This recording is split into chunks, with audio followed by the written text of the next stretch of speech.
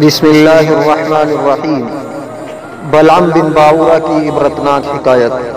حضرت عبداللہ بن عباس رضی اللہ عنہما کی روایت ہے کہ ایک عالم مقتدی جس کا نام بلعم بن باورہ ملک شام بیت المقدس کے قریب کنعان کا رہنے والا تھا۔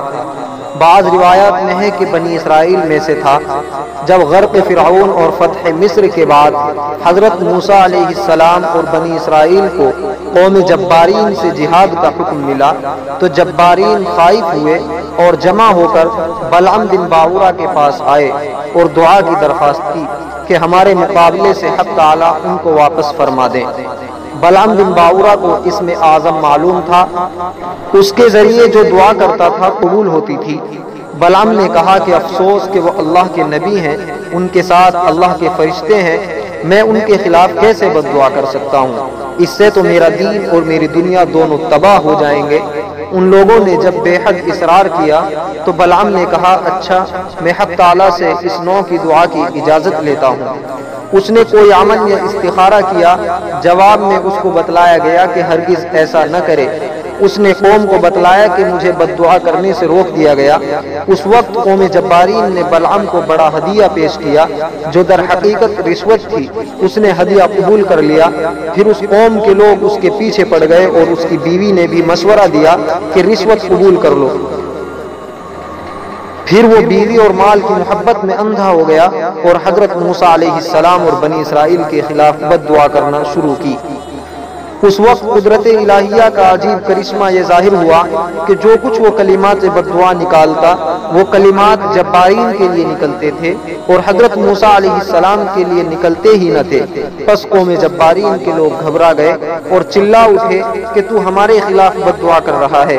بلعم نے کہا میں کیا کروں، میری زبان میرے اختیار سے باہر ہو گئی ہے۔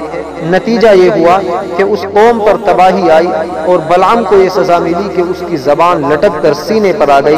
اس عذاب کا قرآن حکیم میں ذکر ہے فَمَثَلُهُ كَمَثَلِ الْكَلْبِ إِن تَحْمِلْ عَلَيْهِ يَلْهَثْ أَوْ تَتْرُكْهُ يَلْهَثْ۔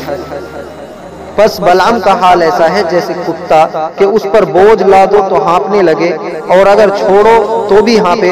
پھر بلعم نے کہا کہ اے میری قوم اب تو میری دنیا اور آخرت تباہ ہو گئی، مگر ہم تمہیں ایک چال بتاتے ہیں جس کے ذریعے تم موسیٰ علیہ السلام اور ان کے لشکر پر غالب آ سکتے ہو۔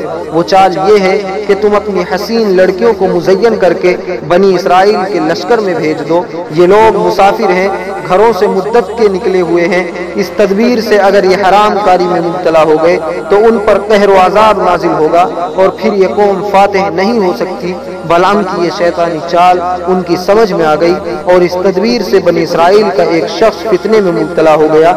حضرت موسیٰ علیہ السلام نے بہت روکا مگر نہ مانا، جس کے نتیجے میں بنی اسرائیل پر طاعون کا سخت عذاب آیا اور 70,000 اسرائیلی مر گئے۔ بعد ازاں جس شخص نے برا کام کیا تھا اس جوڑے کو قتل کر کے منظر عام پر ٹانگ دیا کہ سب لوگوں کو عبرت حاصل ہو اور سب نے توبہ کی۔ اس وقت یہ عذاب رفع ہوا۔